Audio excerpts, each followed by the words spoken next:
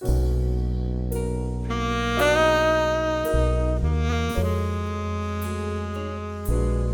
Dr. George Stansbury was a real inspiration to us. We knew that he graduated from Morgan and subsequently went on and attended the medical school.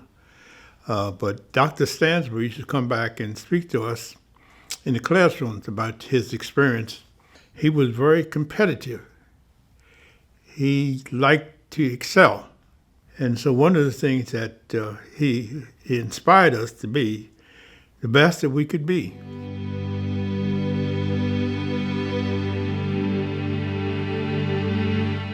Service to the community was and is the lasting legacy of the Stansbury family. His father, of course, having been very prominent in the community, he was instrumental in getting this school, because there weren't any schools in the county for black children. And he was one of the leaders in getting this school. We couldn't go to the library. We'd had to use the library in our schools. And Mr. Clayton Stansbury was one of the ones who made a way for us to be able to go to the library, the public library. So having had his son grow up and then come back as a community doctor, everyone was very pleased. Mr. Clayton was the type of person that sort of helped your own, the other adults to know how to back your children and to just keep them lifted up so that they would know each generation things are going to get better, but we got to keep working at it in order for it to become something in the end. One of the ladies that used to work in the office used to call his mother J. Hoover, because they said that she knew everything. She was in charge. In other words, the Stansbury family was the family as a whole. They were all involved in trying to help all of us as a people be able to be the best that we could be. When he went to Howard University Medical School, one of his teachers, it was Dr. Charles Drew. Dr. Charles Drew founded blood plasma. And so Dr. Stansbury, well, he was a student of his there, but he was actually sort of a lab assistant. He would work in the lab. Well, Dr. Stansbury's expertise was so excellent that it was known throughout the county, as well as other counties throughout Maryland. And his reputation preceded him. And everybody in the community was happy that we was getting a black doctor, and they was just thrilled. And his office would stay full from morning to night. After graduation, I worked at Hartford Memorial Hospital as an orderly. And that's when I first worked with Dr. Stansbury. He had people from all races, and he had a large practice. I think it was his manner, the way he carried himself. And he listened, and I think that's what people like. He would listen to what you had to say. I remember most his kindness. And I remember, I guess, by having gone to him all of my life, the day that my grandmother died, and he came to the house and he knew that we were very close. And he sat down to talk to me about what was going to happen to her. And I was happy that he sat down to do that. I remember my dad talking about was that Dr. Stansbury was a very good physician and was a perfectionist. As a matter of fact, it was often told that his handwriting, and it was like a work of artistic beauty, which is not exactly or even remotely how you think of doctors' writing. When you went into his office, he would make you feel that he really wanted to help you. And make you feel at ease. Yes, he would make you feel at ease. He would see you at night, even when he closed. And you go and knock on his door. You would tell you to come to his back door and knock on the door, and he would see you, whether you had money or not. It wasn't about the money. It was about taking care of the patients that he was seeing. I don't know how Dr. Stansbury survived because, and it wasn't but $5 or $10 or $5, I don't know what it was, but whether you had any money or not, you could go to Dr. Stansbury and he would see to you. And I'm sure half of Havre de Grace owed him money. He believed that there was nothing blocked in your way. And if there was something in your way, there were people there to help you. At one time, there were 4 of us in college, and my parents did not have a great deal of money. We'd go knock on his back door to his office and say, "Doc, the semester's over. We're starting a new semester. I need a book, and it costs like $35.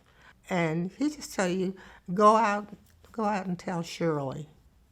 Shirley Lilly was the secretary. Tell Shirley.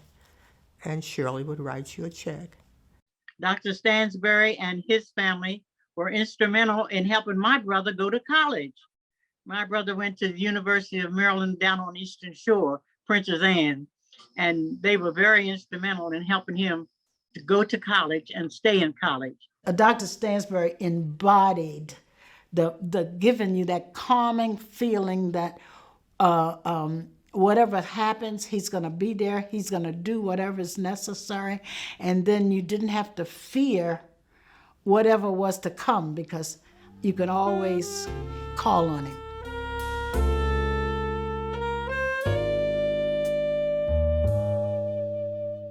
We couldn't go to the stores or the little fountains that they have. Like we used to have a reed fountain, and we weren't allowed to go in those stores. You know, we had to go to the back of the store to get whatever we wanted. And then as far as the Havre de Grace movie, they had a movie, we had to go upstairs. The whites sat at the bottom, and we had to go upstairs. One of my biggest memory was there was a young lady that I played with every day. And then one particular day, my mother came outside and said, "You better get in here and do your homework." So I did my homework, went back outside, and when I went outside, the young girl said, "Oh, I didn't know you went to school." And come to find out, we were the same age and in the same grade, but didn't go to the same school. There was a school bus that came halfway up the road where we lived to pick up the white children. But we had to walk 2 miles in order to catch a train to come to Havre de Grace, to high school. I went to Morgan in September of 1944, graduated in 1948. Then I went to library school in Atlanta, Georgia, because the state of Maryland would not allow blacks to go to the library school here at the University of Maryland. They paid for my tuition rather than allow me to go to school at the University of Maryland.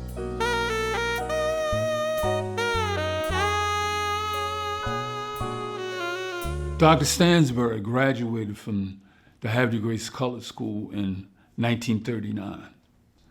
And a lot of the equipment that the school got was the old equipment that came from the white school. And whenever they got new material, they passed the old material down to us. We did not have lab. We did not have a science book. But in spite of that, our educators were well prepared and they understood the situation and explained to us, and especially Dr. Stansbury, the importance of striving and working to the best of your ability.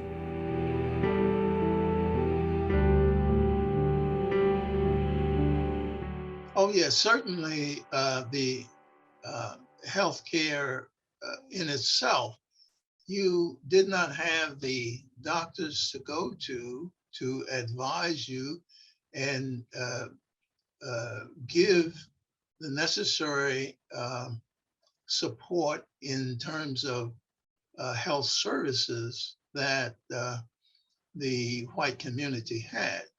Dr. Stansbury was the only Black physician there. If you had an illness, you had a tendency to try to work around it. And then over at the Havre de Grace Hospital, there was only a little area downstairs in the back for Black people. It was a colored ward who had limited materials, limited supplies. And the white ward had all the supplies that they needed. Black patients were only allowed on the first floor, and white patients were on the upper level. And if there wasn't any room on the first floor, they left them in gurneys on the first floor. They would not, even though there was room on the second floor for the patients.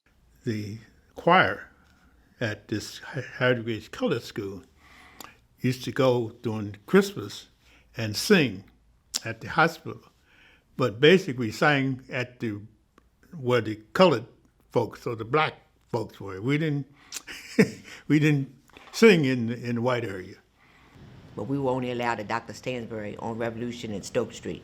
I knew that that was the only doctor that, being a Black child, that I could go to, regardless of the fact that around the corner from me, the whole street, Union Avenue, was loaded with doctors. If it had not been for Dr. Stansbury, Black people in Havre de Grace, there would be services and things that we would never have had or been offered. I think it was really important and valuable that Havre de Grace had a well-respected, well-educated African-American general practitioner, because obviously the care that they were going to get at that historical time, it wasn't equal but separate, it was less than equal. So they were very fortunate to have Dr. Stansbury there. He was the ultimate general practitioner, as they were then. They took all comers, they listened to their patients, they cared about their patients. So Dr. Stansbury was the one who really helped us come through that trying situation that we had during that period of time.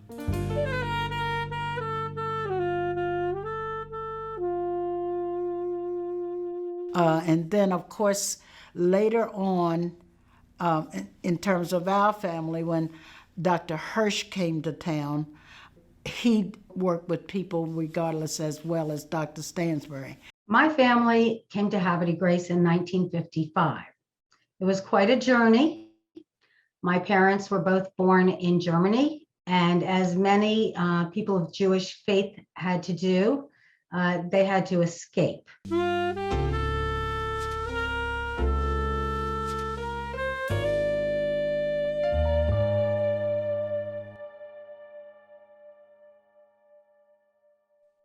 When my father heard about the idea that he should have a segregated practice, he just rejected that idea. He just couldn't even understand it.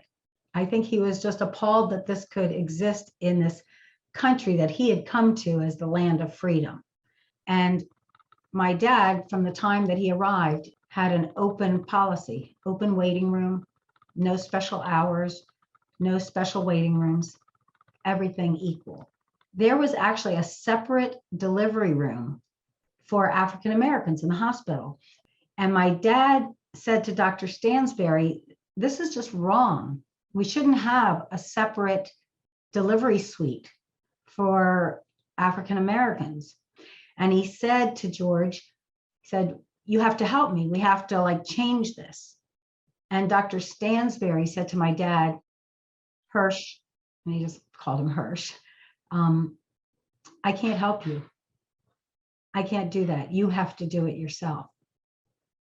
The story I'd like to share, which may explain a little bit about why Dr. Stansbury didn't feel empowered to make the change, really came to light. And I just recently reread this in my dad's book, which is called From Exile to Life. The cross they burn is ours. At the last city council meeting, one was witness to a moving demonstration of citizen complacency, apathy, and plain disinterest in the welfare of active and interested fellow citizens of our town. Dr. Stansbury, a well-known African-American medical doctor and active fellow citizen of Havre de Grace, brought to the attention of the council and all of the onlookers at the meeting the incident that had occurred several days before, when a cross was burned at his residence. The cross burning was the kind that we have read about before as being the work of the infamous Ku Klux Klan. It is most regrettable that we here in Havre de Grace allow our residents to suffer the indignities wrought by the fanatical Klan.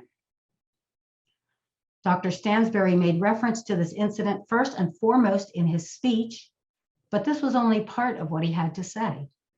He brought forth facts, perhaps unwelcome to many, of the continuous indignities that he and members of his race must suffer. The good doctor pointed out the ghetto-type housing that is offered to Negroes here, the slums and semi-slums, the few opportunities for good-paying employment, the unhappy problem of segregation that remains only partially solved, and this only because of the Supreme Court rulings. It is high time that all Americans put aside their prejudices and begin to realize that a large segment of our population that is Negro is entitled to full rights and all privileges as American citizens. So I think Dr. Stansbury's experience mirrored what many of us went through, and we went through it like it was not ours to own. All of the ills of the society and the manifestations of people thinking that you're less than you are, if we don't own it, then it doesn't matter.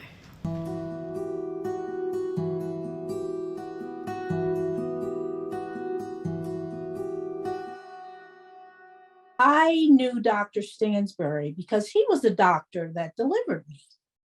He was our family physician for years. I was born in Harford Memorial Hospital in 1953.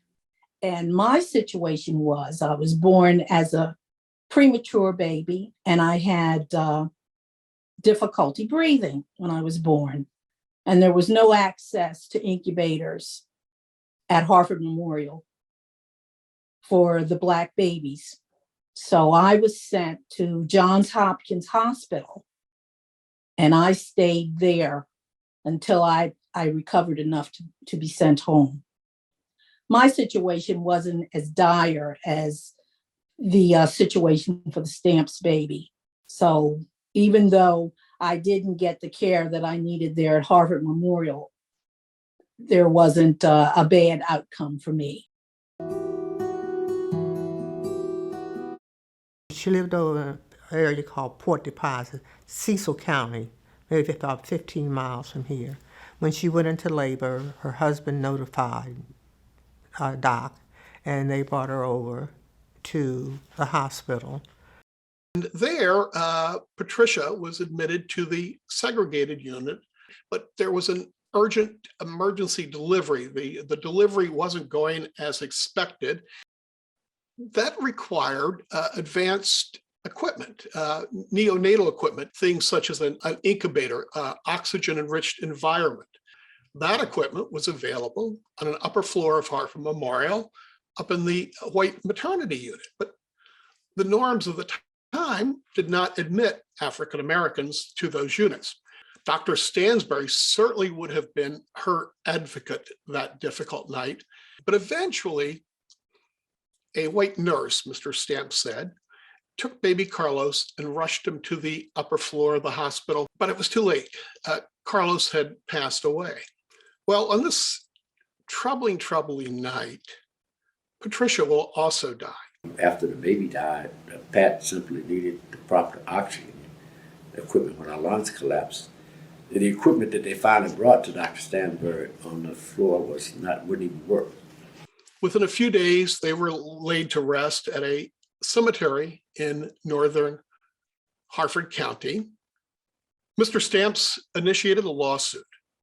He wasn't looking for compensation for the loss. The compensation he was looking for was for the hospital to integrate.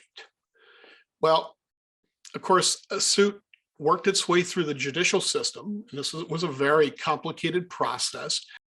During the lawsuit, Dr. Stansbury was being blamed for my wife's death, and I knew for a fact it wasn't his fault. And 1 year before the nation changed, and things like Medicare and Medicaid and the civil rights bills came along, Harford Memorial settled the suit, agreeing to integrate the hospital.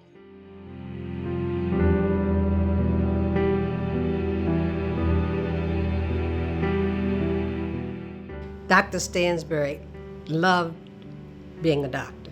He was significant in all our lives. A lot of us may not be alive if it hadn't been for Dr. Stansbury. He was a role model. Back in those days, anyone Black that accomplished anything, it was like all of us went along for the ride. It was like it was for everybody. And he encouraged us religiously, socially, economically, any way he possibly could encourage you, he would do that. He was that kind of person. And we could attribute a lot of our success to his path that he traveled. And it wasn't for him, we would have not had that drive, that competitive spirit